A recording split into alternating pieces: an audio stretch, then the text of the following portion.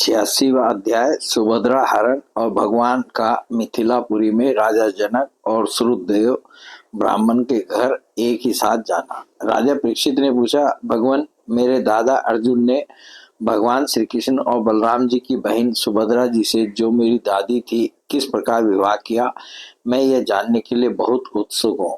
श्री सुखदेव जी ने कहा, परीक्षित, एक बार अत्यंत शक्तिशाली अर्जुन तीर्थ यात्रा के लिए पृथ्वी पर विचरण करते हुए प्रभास क्षेत्र पहुंचे। वहां उन्होंने यह सुना कि बलराम जी मेरे मामा की पुत्री सुभद्रा का विवाह दुर्योधन के साथ करना चाहते हैं और वसुदेव, श्री कृष्ण आदि उनसे इस विषय में सहमत नहीं है। अब अर्जुन के मन में सुभद्रा को पाने की लालसा जग आई। वे त्रिदंडी वैष्णव का वेश धारण करके द्वारका पहुंचे। अर्जुन सुभद्रा को प्राप्त करने के लिए वहां वर्षा काल में 4 महीने तक रहे। वहां पूर्ववासियों और बलराम जी ने उनका खूब सम्मान किया। उन्हें यह न पता चला कि ये अर्जुन है। एक दिन बलराम जी ने आतिथ्य के लिए उन्हें निमंत्रित किया और उनको वे अपने घर ले आए। त्रिदंडी वेशधारी अर्जुन को बलराम जी ने अत्यंत श्रद्धा के साथ भोजन सामग्री निवेदित की और उन्होंने बड़े प्रेम से भोजन किया।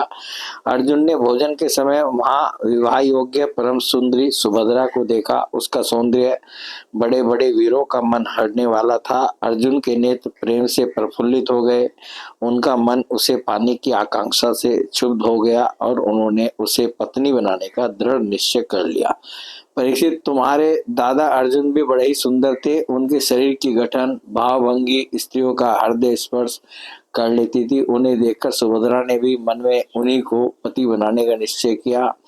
वह तनिक मुस्कुराकर लजीली चितवन से उनकी ओर देखने लगी। उसने अपना हृदय उन्हें समर्पित कर दिया। अब अर्जुन केवल उसी का चिंतन करने लगे और इस बात का अवसर ढूंढने लगे कि इसे कब हर ले जाऊं। सुभद्रा को प्राप्त करने की उत्कंठ कामना से उनका चित्त चक्कर काटने लगा। उन्हें तनिक भी शांति नहीं मिलती थी। एक बार सुभद्रा जी देव दर्शन के लिए रथ पर सवार होकर द्वारका दुर्ग से बाहर निकली। उसी समय मारती अर्जुन ने देवकी, वसुदेव और श्री कृष्ण की अनुमति से सुभद्रा का हरण कर लिया। रथ पर सवार होकर वीर अर्जुन ने धनुष उठा लिया और जो सैनिक उन्हें रोकने के लिए आए उन्हें मार पीट कर भगा दिया। सुभद्रा के निज जन रोते चिल्लाते रह गए और अर्जुन जिस प्रकार सिंह अपना भाग लेकर चल देता है, वैसे ही सुभद्रा को लेकर चल पड़े। यह समाचार सुनकर बलराम जी बहुत बिगड़े। वे वैसे ही क्षुब्ध हो उठे जैसे पूर्णिमा के दिन समुद्र। परंतु भगवान श्री कृष्ण तथा अन्य सुहृद संबंधियों ने उनके पैर पकड़कर उन्हें बहुत कुछ समझाया बुझाया। तब वे शांत हुए। इसके बाद बलराम जी ने प्रसन्न होकर वर वधू के लिए बहुत सा धन सामग्री, हाथी, रथ, घोड़े और दासी दास दहेज में भेजे। श्री सुखदेव जी कहते हैं, परीक्षित, विदेह की राजधानी मिथिला में एक गृहस्थ ब्राह्मण थे। उनका नाम था श्रुतदेव। वे भगवान श्री कृष्ण के परम भक्त थे। वे एकमात्र भगवत भक्ति से ही पूर्ण मनोरथ, परम शांत, ज्ञानी और विरक्त थे। वे गृहस्थाश्रम में रहते हुए भी किसी प्रकार का उद्योग नहीं करते थे। जो कुछ मिल जाए उसी में अपना जीवन निर्वाह कर लेते थे। प्रारब्धवश प्रतिदिन उन्हें जीवन निर्वाह भर के लिए सामग्री मिल जाया करती थी। अधिक नहीं, वे उतने से संतुष्ट भी थे और अपने वर्णाश्रम के अनुसार धर्म पालन में तत्पर रहते थे। प्रिय परीक्षित, उस देश के राजा भी ब्राह्मण के समान ही भक्तिमान थे। मैथिल वंश के उन प्रतिष्ठित नरपति का नाम था बहुलासव। उनमें अहंकार का लेश भी न था। श्रुतदेव और बहुलासव दोनों ही भगवान श्री कृष्ण के प्यारे भक्त थे। एक बार भगवान श्री कृष्ण ने उन दोनों पर प्रसन्न होकर दारुक से रथ मंगवाया और उस पर सवार होकर द्वारका से विदेह देश की ओर प्रस्थान किया। भगवान के साथ नारद, वामदेव, अत्रि, वेदव्यास, परशुराम, असित, आरुणि, मैं, सुखदेव, बृहस्पति, कर्ण, मैत्रेय, च्यवन आदि ऋषि भी थे। परीक्षित में जहां जहां पहुंचते वहां वहां की नागरिक और ग्रामवासी प्रजा पूजा की सामग्री लेकर उपस्थित होती। पर पूजा करने वालों को भगवान ऐसे जान पड़ते मानो ग्रहों के साथ साक्षात सूर्य नारायण उदय हो रहे हों। परीक्षित, उस यात्रा में आनर्त, धन, कुरु, जांगल, कंक, मत्स्य, पांचाल, कुंती, मधु, केके, कौशल, अर्ण आदि अनेक देशों के नर नारियों ने अपने नेत्र रूपी दोनों से भगवान श्री कृष्ण के उन्मुक्त हास्य और प्रेम भरी चितवन से युक्त मुखारविंद के मकरंद रस का पान किया। त्रिलोक गुरु भगवान श्री कृष्ण के दर्शन से उन लोगों की अज्ञान दृष्टि नष्ट हो गई। प्रभु दर्शन करने वाले नर नारियों को अपनी दृष्टि से परम कल्याण और तत्व ज्ञान का दान करते चल रहे थे। स्थान स्थान पर मनुष्य और देवता भगवान की उस कीर्ति का गान करके सुनाते जो समस्त दिशाओं को उज्जवल बनाने वाली एवं समस्त अशुभों का विनाश करने वाली है। इस प्रकार भगवान श्री कृष्ण धीरे धीरे विदेह देश में पहुंचे। परीक्षित, भगवान श्री कृष्ण के शुभागमन का समाचार सुनकर नागरिक और ग्रामवासियों के आनंद की सीमा न रही। वे अपने हाथों में पूजा की विविध सामग्रियां लेकर उनकी आगवानी करने आए। भगवान श्री कृष्ण का दर्शन करके उनके हृदय और मुकम्मल प्रेम और आनंद से खिल उठे। उन्होंने भगवान को तथा उन मुनियों को जिनका नाम केवल सुन रखा था, देखा न था, हाथ जोड़ मस्तक झुकाकर प्रणाम किया। मिथिला नरेश, बहुलासव और श्रुतदेव ने यह समझकर कि जगत गुरु भगवान श्री कृष्ण हम लोगों पर अनुग्रह करने के लिए ही पधारे हैं, उनके चरणों पर गिरकर प्रणाम किया। बहुलासव और श्रुतदेव दोनों ने ही एक साथ हाथ जोड़कर मुनि मंडली के सहित भगवान श्री कृष्ण को आतिथ्य ग्रहण करने के लिए निमंत्रित किया। भगवान श्री कृष्ण दोनों की प्रार्थना स्वीकार करके दोनों को ही प्रसन्न करने के लिए एक ही समय पृथक पृथक रूप से दोनों के घर पधारे और यह बात एक दूसरे को मालूम न हुई कि भगवान श्री कृष्ण मेरे घर के अतिरिक्त और कहीं भी जा रहे हैं। विदेह राज बहुलासव बड़े मनस्वी थे। उन्होंने यह देखकर कि दुष्ट दुराचारी पुरुष जिनका नाम भी नहीं सुन सकते, वही भगवान श्री कृष्ण और ऋषि मुनि मेरे घर पधारे हैं, सुंदर सुंदर आसन मंगाए और भगवान श्री कृष्ण तथा ऋषि मुनि आराम से उन पर बैठ गए। उस समय बहुलासव की विचित्र दशा थी। प्रेम भक्ति के उद्रेक से उनका हृदय भर आया था, नेत्रों में आंसू उमड़ रहे थे। उन्होंने अपने पूज्यतम अतिथियों के चरणों में नमस्कार करके पांव पखारे और अपने कुटुंब के साथ उनके चरणों का लोक पवन जल सिर पर धारण किया और फिर भगवान एवं भगवत स्वरूप ऋषियों को गंध, माला, वस्त्र, अलंकार, धूप, दीप, अर्घ्य, गो, बैल आदि समर्पित करके उनकी पूजा की। जब सब लोग भोजन करके तृप्त हो गए, तब राजा बहुलासव भगवान श्री कृष्ण के चरणों को अपनी गोद में लेकर बैठ गए और बड़े आनंद से धीरे धीरे उन्हें सहलाते हुए बड़ी मधुर वाणी से भगवान की स्तुति करने लगे। राजा बहुलासव ने कहा, प्रभु, आप समस्त प्राणियों के आत्मा, साक्षी एवं स्वयं प्रकाश है। हम सदा सर्वदा आपके चरण कमलों का स्मरण करते रहते हैं। इसी से आपने हम लोगों को दर्शन देकर कृतार्थ किया है। भगवान, आपके वचन है कि मेरा अनन्य प्रेमी भक्त मुझे अपने स्वरूप बलराम जी, अर्धांगिनी लक्ष्मी और पुत्र ब्रह्मा से भी बढ़कर प्रिय है। अपने उस वचन को सत्य करने के लिए ही आपने हम लोगों को दर्शन दिया है। भला ऐसा कौन पुरुष है जो आपकी इस परम दयालुता और प्रेम परवशता को जानकर भी आपके चरण कमलों का परित्याग कर सके। प्रभु, जिन्होंने जगत की समस्त वस्तुओं का एवं शरीर आदि का भी मन से परित्याग कर दिया है, उन परम शांत मुनियों को आप अपने तक को भी दे डालते हैं। आपने यदुवंश में अवतार लेकर जन्म मृत्यु के चक्कर में पड़े हुए मनुष्यों को उससे मुक्त करने के लिए जगत में ऐसे विशुद्ध यश का विस्तार किया है जो त्रिलोकी के पाप ताप को शांत करने वाला है। प्रभु, आप अचिंत्य, अनंत ऐश्वर्य और माधुर्य की निधि है। सबके चित्त को अपनी ओर आकर्षित करने के लिए आप सच्चिदानंद स्वरूप परब्रह्म है। आपका ज्ञान अनंत है। परम शांति का विस्तार करने के लिए आप ही नारायण ऋषि के रूप में तपस्या कर रहे हैं। मैं आपको नमस्कार करता हूँ।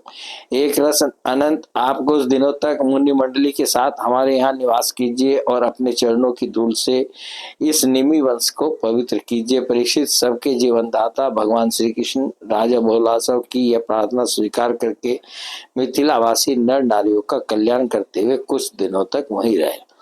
प्रिय परीक्षित, जैसे राजा बहुलासव भगवान श्री कृष्ण और मुनि मंडली के पधारने पर आनंद मग्न हो गए थे, वैसे ही श्रुतदेव ब्राह्मण भी भगवान श्री कृष्ण और मुनियों को अपने घर आया देखकर आनंद विवल हो गए। वे उन्हें नमस्कार करके अपने वस्त्र उछाल उछाल कर नाचने लगे। श्रुतदेव ने चटाई, पीढ़े और कुशासन बिछाकर उन पर भगवान श्री कृष्ण और मुनियों को बैठाया, स्वागत भाषण आदि के द्वारा उनका अभिनंदन किया तथा अपनी पत्नी के साथ बड़े आनंद से सबके पांव पखारे। परीक्षित, महान सौभाग्यशाली श्रुतदेव ने भगवान और ऋषियों के चरणोदक से अपने घर और कुटुंब को सींच दिया।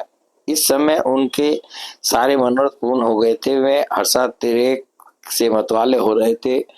तदंतर उन्होंने फल, गंध, खस से सुवासित निर्मल एवं मधुर जल, सुगंधित मिट्टी, तुलसी, कुश, कमल आदि अनायास प्राप्त पूजा सामग्री और सद्गुण बढ़ाने वाले अन्न से सबकी आराधना की। उस समय सूर्यदेव जी मन ही मन तर्कना करने लगे कि मैं तो घर गृहस्थी के अंधेरे कुएं में गिरा हुआ हूँ, अभागा हूँ। मुझे भगवान श्री कृष्ण और उनके निवास स्थान ऋषि मुनियों का, जिनके चरणों की धूल ही समस्त तीर्थों को तीर्थ बनाने वाली है, समागम कैसे प्राप्त हो गया। जब सब लोग आतिथ्य स्वीकार करके आराम से बैठ गए, तब सूर्यदेव अपने स्त्री पुत्र तथा अन्य संबंधियों के साथ उनकी सेवा में उपस्थित हुए। वे भगवान श्री कृष्ण के चरण कमलों का स्पर्श करते हुए कहने लगे।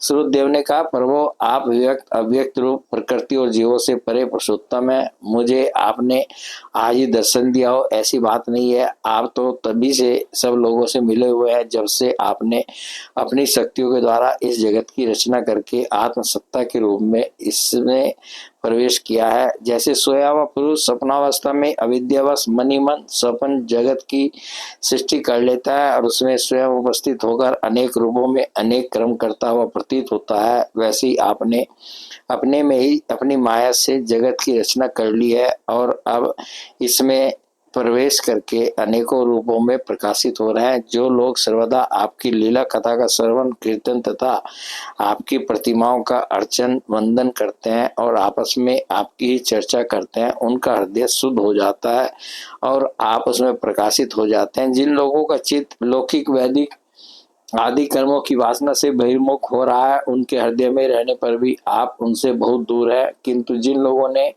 आपके गुणगान से अपने अंतःकरण को सद्गुण संपन्न बना लिया है, उनके लिए चित्तवृत्तियों से अग्राह्य होने पर भी आप अत्यंत निकट हैं। प्रभु जो लोग आत्म तत्व को जानने वाले हैं, उनके आत्मा के रूप में ही आप स्थित हैं और जो शरीर आदि को ही अपना आत्मा मान बैठे हैं, उनके लिए आप अनात्मा को प्राप्त होने वाली मृत्यु के रूप में आप महत्व आदि कार्य द्रव्य और प्रकृति रूप कारण के नियामक हैं, शासक हैं। आपकी माया आपकी अपनी दृष्टि पर पर्दा नहीं डाल सकती, किंतु उसने दूसरों की दृष्टि को ढक रखा है। आपको मैं नमस्कार करता हूँ। स्वयं प्रकाश प्रभु, हम आपके सेवक हैं, हमें आज्ञा दीजिए कि हम आपकी क्या सेवा करें। नेत्रों के द्वारा आपका दर्शन होने तक ही जीवों के क्लेश रहते हैं, आपके दर्शन में ही समस्त क्लेशों की परिसमाप्ति है।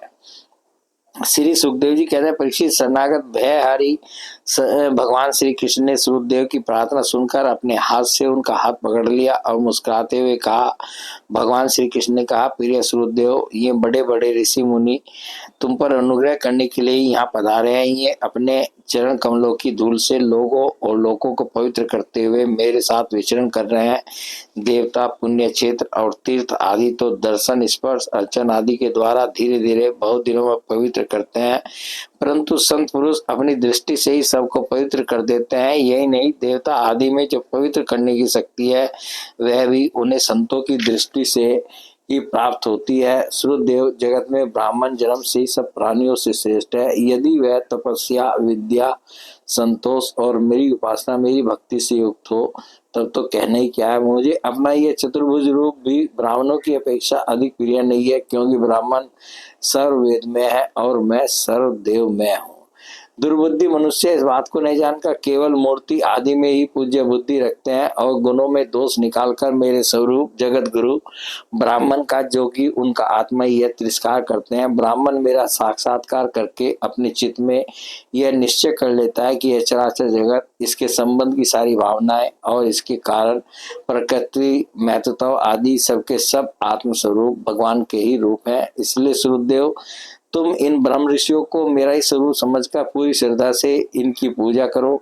यदि तुम ऐसा करोगे तब तो तुमने साक्षात अनायासी मेरा पूजन कर लिया, नहीं तो बड़ी बड़ी बहुमूल्य सामग्रियों से भी मेरी पूजा नहीं हो सकती। श्री सुखदेव जी कहते हैं, परीक्षित, भगवान श्री कृष्ण का यह आदेश प्राप्त करके सूर्यदेव ने भगवान श्री कृष्ण और उन ब्रह्म ऋषियों की एकात्म भाव से आराधना की तथा उनकी कृपा से वे भगवत स्वरूप को प्राप्त हो गए।